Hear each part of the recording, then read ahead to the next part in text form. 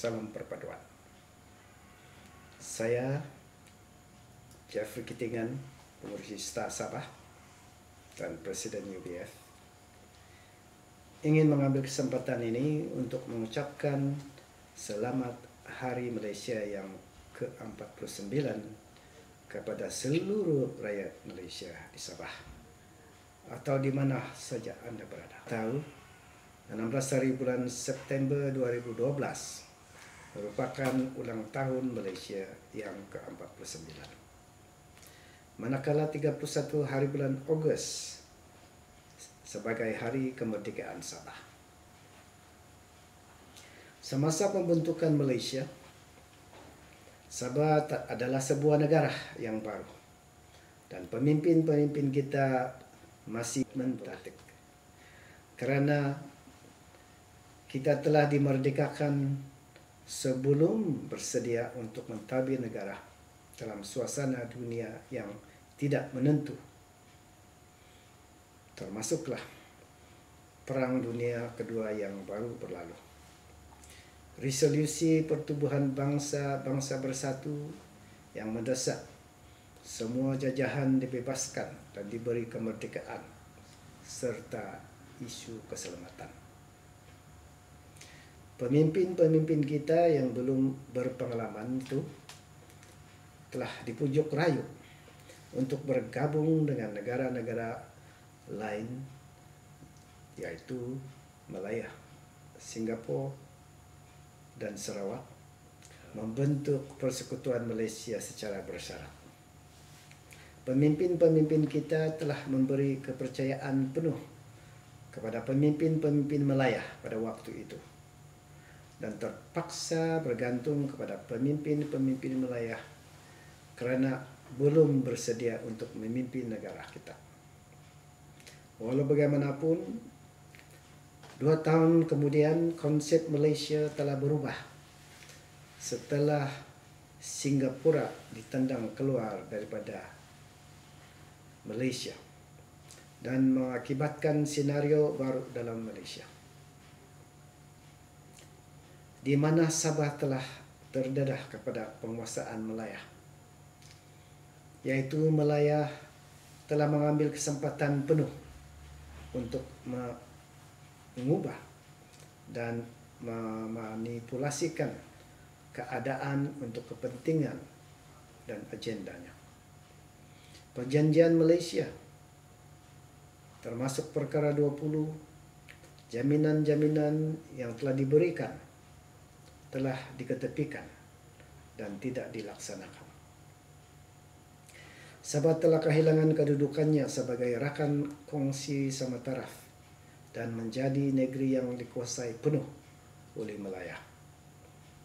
Malaya seolah-olah telah mengambil alih Sabah dari penguasaan British sebagai tanah jajahan dari segi politik, pentadbiran, ekonomi dan sosial. Sabah telah mula kehilangan kuasa kemerdekaannya. Selepas 49 tahun dalam Malaysia, Sabah telah mengalami banyak kerugian. Termasuklah hilang kuasa kemerdekaan dan otonominya, kehilangan kekayaan minyak dan gas, kehilangan hasil cukai pendapatan dan ekonominya, dan juga kehilangan kuasa politik kepada Parti Malaya, yaitu UMNO. Kerana sekali lagi, pemimpin-pemimpin kita di Sabah telah diperdaya. Kononnya parti besar dan nasional lebih baik daripada parti kecil tempatan, dan terkorbanlah Parti Oslo. Hari ini kita tahu kebenarannya apabila di sebaliknya yang telah berlaku. Pertama, agenda Malaya tidak sama dengan agenda kita. Kepentingan mereka tidak sama dengan kepentingan kita. Harapan dan kepercayaan kita sekali lagi menjadi kekecewaan besar kita. Anak negeri atau orang-orang asal telah kehilangan hak dan terpinggir.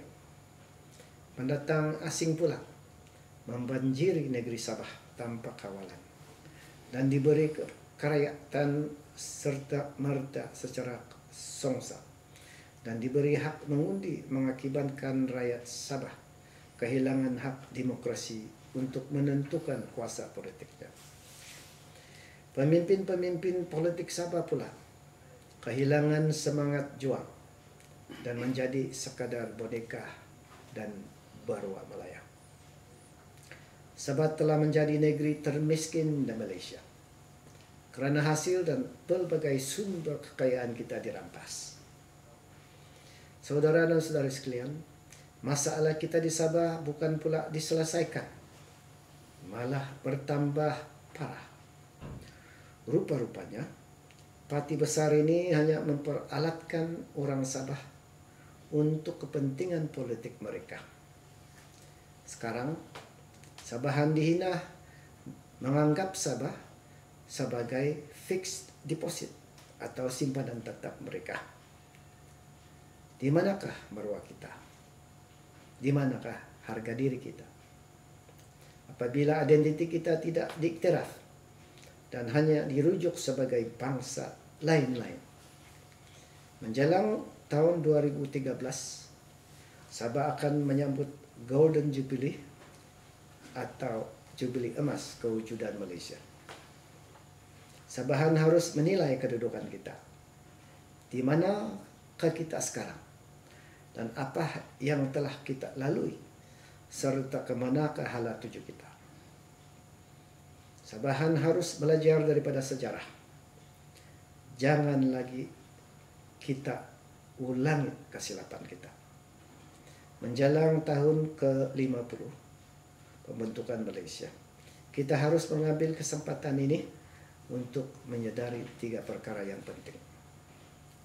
Yang pertama, inilah masa untuk membebaskan diri kita dari neokolonialisme. Kita harus bebaskan diri kita dari cengkaman politik UMNO, BN, dan Melayu. Kita harus bebaskan diri kita dari kepergantungan kepada Kuala Lumpur atau Melayu.